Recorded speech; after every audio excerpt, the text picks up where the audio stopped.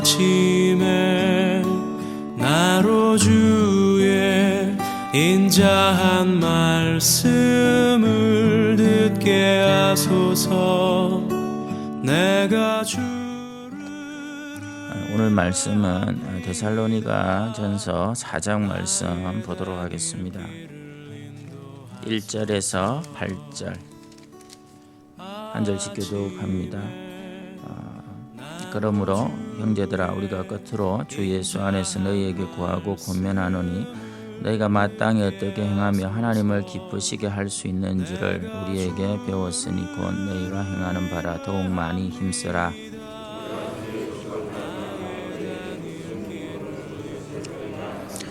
하나님의 뜻은 이것이니 너희의 거룩함이라 곧 음란을 버리고 하나님을 모르는 이방인과 같이 세욕을 따르지 말고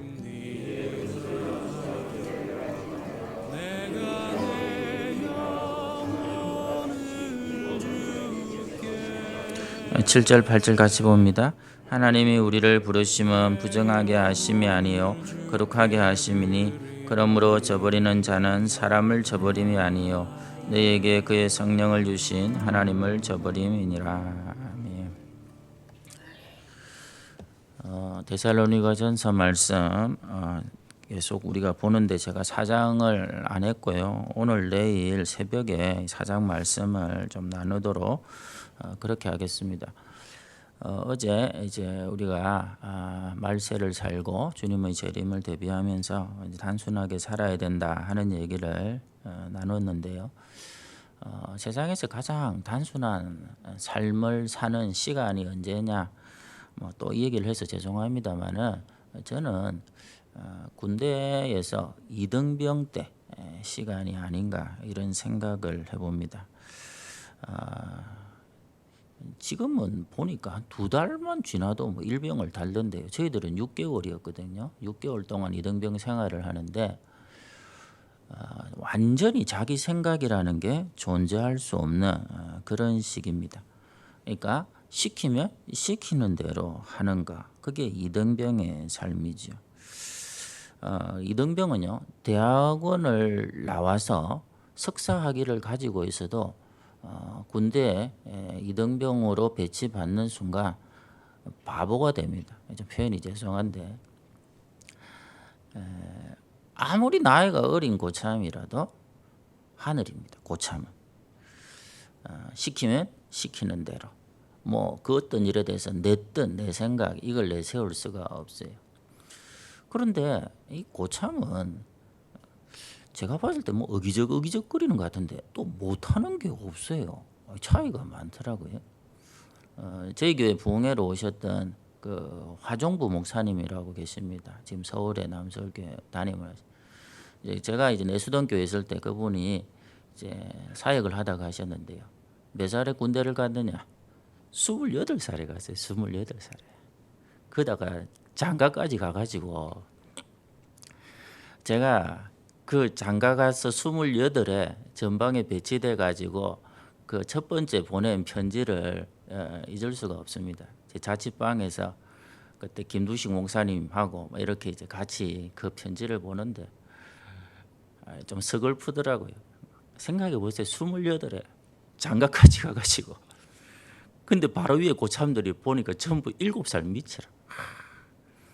그런데 그 내용에 그런 게 있습니다. 너무 힘드니까 28에 7살 밑에 거의 막내 동생들한테 이래라 저래라 하는데 근데 그 7살 밑에 그 고참이 어깨를 탁 어느 날 두드리더라고요.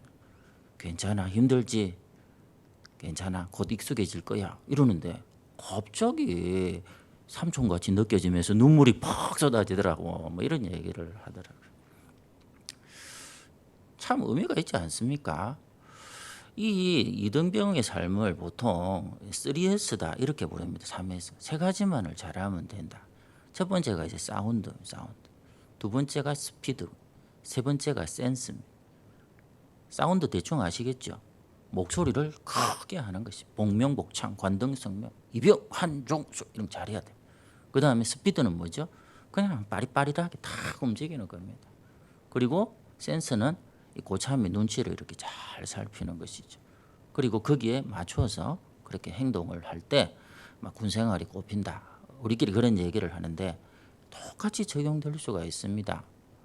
우리의 생각, 우리의 고집, 우리의 경험이 아니고 하나님이 정말 시키면 시키는 대로 하면 됩니다. 도를 달 필요가 없다니까요. 하나님의 말씀이 그렇다면 그런 줄 알고 아니라면 아닌 줄 알고 어떻게 한다? 사운드 크게 예스 하고 순종을 하고요. 오늘 우리 나왔지만 뭐 그렇게 지금은 잘 안 됩니다. 크게 또 우리가 찬송할 때 여러분 집에서라도 크게 찬송하시고 또 크게 기도하시고 그다음 뭐다? 스피드 하나님 말씀에 즉각 순종. 그 달란트 비유에도 나오지 않습니까? 바로 가서 그리고 난 다음에 센스 고참의 눈치는 아니죠.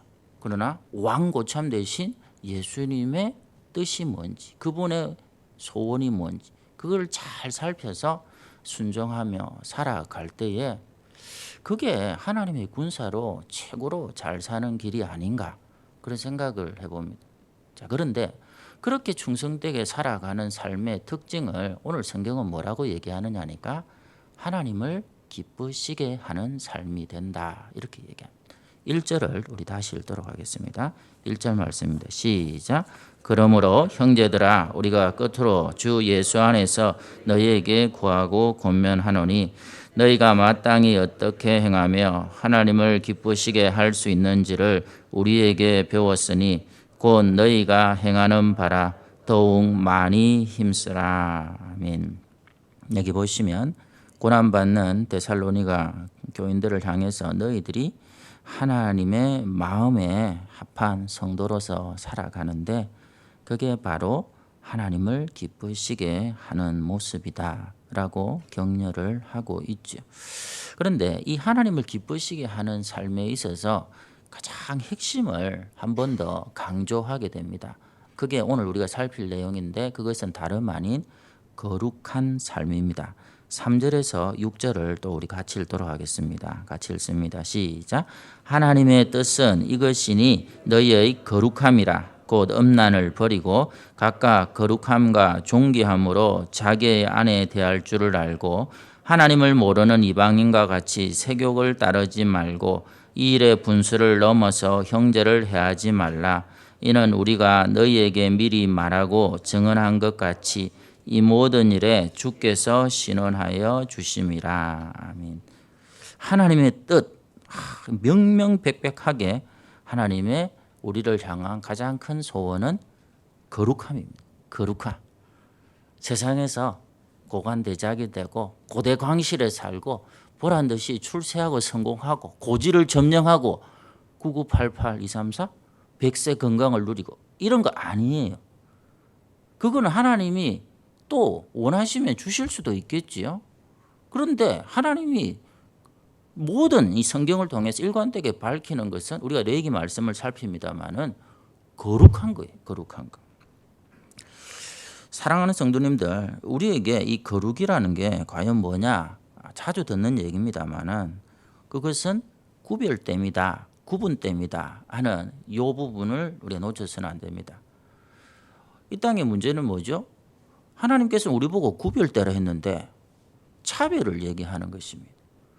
차별과 구별은 하늘과 땅 차이인 것이죠. 하나님은 창조주고 우리 인생들은 피조물로서 구분되고 구별됩니다. 구별된다 하는 게 내 인생에서 또 우리 자녀들 삶에서 그게 어떤 의미를 가지는가? 예를 하나 들어보겠습니다.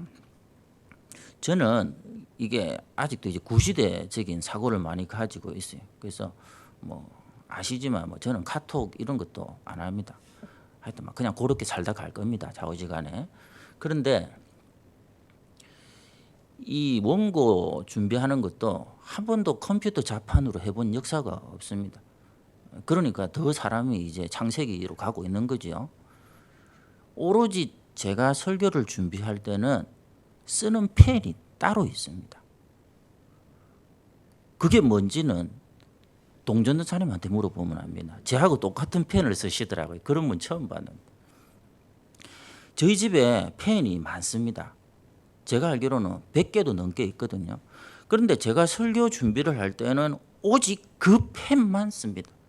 그래서 그 펜을 딱 잡으면 이상 영감이 탁 떠오르는 거 있죠. 아니 다른 펜을 아무리 잡아도 한 줄이 안 써져요. 그런데 이상하게 그 펜을 딱 드는 순간에 여기에 맞는 예화도 생각이 나고 또 이 성경은 또 이렇게 해석하면 우리 교회 현실과 우리 성도들의 삶에 아주 매칭이 잘 되겠다 하는 그런 깨달음이 자꾸 생깁니다. 그래서 이게 조금 제가 지나친 면이 있지만 그래서 이 펜이 없으면 나는 목회를 못해 해가지고 제 책상 안에 50개를 사놨습니다. 달라하지 마세요. 50개 아무도 안 줍니다. 제 책상 안에 50개가 있습니다. 여러분 펜 하나도 구별됩니다. 여러분 펜 하나가 이렇게 구별돼서 설교 원고를 준비하는 데 쓰임 받는다며 여러분 천하보다 귀한 하나님의 형상으로 지음받은 우리 인생들 한 사람 한 사람에 대해서 하나님께서 그렇게 구별되어 쓰임 받게 하고자 의도와 소원이 당연히 있지 않겠습니까? 이걸 우리가 찾아서 살아가는 게 거룩한 것이죠. 그래서 우리가 이 땅을 살아가다 보면 할 수 있는 게 있고 할 수 없는 게 있습니다. 그리고 해서는 안 되는 것도 있습니다. 이거를 구별된 삶을 살아가는 성도로서 잘 감당하는 게 여러분을 향한 하나님의 뜻이다 하는 것이죠. 예를 들어서 또 우리 시간을 쓰는 문제도 일요일은 보통 사람들에게는 그냥 공휴일입니다. 공휴일. 등산 가고 놀러 가고 아니면 집에서 쉬고 이렇게 하는. 근데 우리는 아침부터 교회에 와서 하나님을 예배하고 찬양하고 섬기고 그렇게 함으로써 거룩을 만들어내는 것이죠. 그래서 이 거룩이 쌓여질 때에 우리 삶에 거룩하신 하나님의 임재와 그리고 하나님이 주실 수 있는 모든 더하여 주시는 은혜도 함께하는 것이죠. 12월 31일 날 이제 뭐 요번 올해는 어찌 될지 모르겠습니다만은 저희 그 둘째가 있는 데가 호미곶이거든요. 호미곶. 제가 얘기했잖아요. 아니 그 길을 왜 닦아놨는지 오로지 저를 위해서 닦아놓은 것 같고 창민을 위해서 닦아놓은 것 같다. 그 얘기 했잖아요. 그 길이 왕복 이렇게 4차선인데 아무도 없어요. 애 데려다 줄 때 보면 면회 갈 때 보면 밤에는 너무 사람이 없고 차들이 안 다니까 무서울 정도예요. 근데 그 길 만드는데 한 5조는 들었을 것 같더라고요. 근데 그 안 다니는 길에 1월 12월 30일부터 사람들이 모여들기 시작하는데 몇만 명이 그 호미곶 모릅니까? 이거 모릅니까? 이거 저도 가서 진짜 보니까 그 신기합니다. 2개가 있대요. 2개가. 이 부대에서 이렇게 산등성에서 보면 정말 인산인해라는 말을 이렇게 실감을 한다면. 근데 안 믿는 사람들은 그 호미곶에서 올라오는 그 태양 보겠다고 그렇게 휴가를 2, 3일 내고 그렇게 목을 빼고 바라보는 거죠. 왜? 한 해가 그렇게 해가지고 우리 삶이 보장을 받는다고 미신적일 수도 있는 착각을 하는 거다. 근데 우리는 그때 뭐 합니까? 또 교회로 오는 거예요. 우리는 진짜 태양, 의의 태양 되시는 하나님을 바라보고 새로운 한 해를 예배로 시작하며 예배로 시작한 한 해가 하나님 안에서 승리할 줄을 믿고 나아가는 삶을 그것을 우리는 거룩이다 이런 얘기를 합니다. 그런데 오늘 성경에서 특별히 이 거룩을 얘기할 때에 이 결혼에 대한 것들을 강조하는 부분이 나옵니다.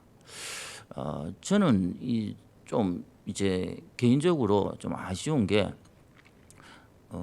전체적인 사회적인 이 트렌드가 뭐 자꾸 뭐 나 혼자 어쩌고 하는 이런 분위기로 가는 게 우리 젊은이들의 결혼에 대한 로망을 오히려 빨리 접게 만들지 않나 이런 생각도 합니다.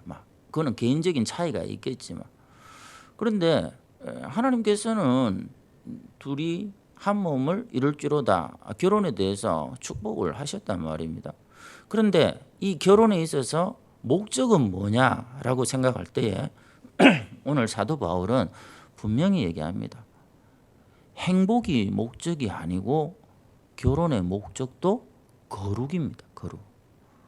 그러니까 이 세상 사람들이 생각하는 결혼의 가치하고 결혼이라는 틀 안에서 이루어져야 되는 추구하는 방향과 성도들이 결혼을 통해서 누릴 수 있는 것은 차원이 다르고 구분되고 구별되어져야 된다 하는 것입니다.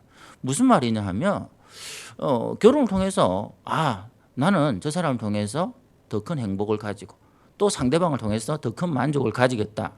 이게 일반적으로 사람들이 생각하는 결혼이라면 그리스도인들은 그게 아니라 내가 섬기고 희생하고 상대방의 부족함을 보충함으로 1 플러스 1이 2가 아니고 1 플러스 1이 되는 것. 그럼 그 공식이 어떻게 가능해지죠? 내 것을 포기해야 가능한 거예요. 내 것을 내려놓고 상대방의 부족한 것을 채워주면 1 플러스 1이 되는 놀라운 구별됨과 거룩함의 가정이 만들어진다 하는 것입니다.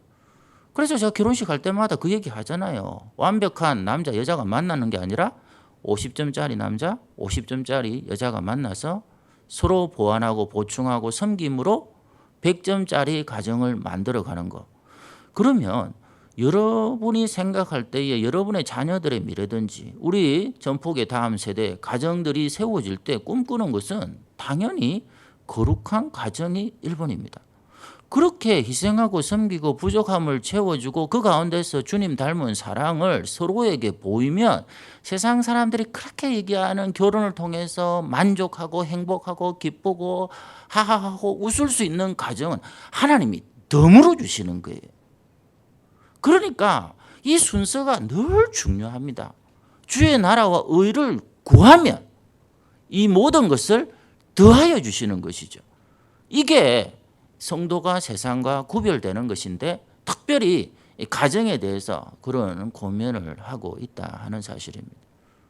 적어도 믿음의 사람들은 다 그렇게 살았습니다. 한번 생각해 보십시다. 여러분 다니엘 어떻습니까? 우리가 생각할 때 포로로 갔다가 아니 총리까지 되었으면 뭐 더 이상 요즘 사람들은 조금만 잘못될까 봐 윗사람 눈치 보고 그러지 않습니까? 그런데 거기서 어떻게 얻은 총리의 자리인데 기도하지 말라. 안 되는 거예요. 왜? 하나님이 원하는 것은 총리로서 출세하는 게 아니라 그 자리에서 하나님의 자녀로 하나님 앞에 무릎 꿇고 기도하는 삶을 내려놓지 않는 구별됨과 거룩이 하나님의 뜻이기 때문에 그렇습니다.